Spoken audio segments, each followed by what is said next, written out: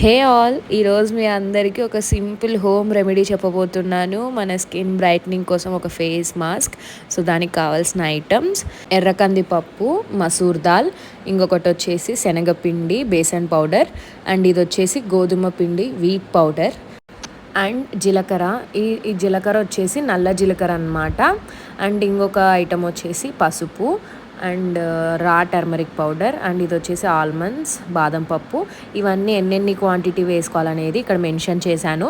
So వీటన్నిటిని మనము mix చేసుకోవాలన్నమాట. ఫస్ట్ నేను వచ్చేసి మసూర్ దాల్ని పౌడర్ చేసుకుంటున్నాను. ఆ పౌడర్లోనే బేసన్ పౌడర్ కూడా యాడ్ చేసేసి ఒకసారి మిక్స్ చేశాను.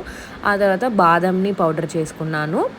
సో ఈ పౌడర్ అయిపోయిన తర్వాత నల్ల జీలకర్రని వేసి నల్ల జీలకర్రని కూడా పౌడర్ చేసేసుకున్నాను. సో ఇలా అన్ని పౌడర్ చేసేసుకొని లాస్ట్లో వీట్ అండ్ టర్మరిక్ పౌడర్ని కూడా మిక్స్ చేసేసుకున్నాను. అన్నీ ఒక ప్లేట్లోకి వేసుకొని బాగా కలపాలన్నమాట.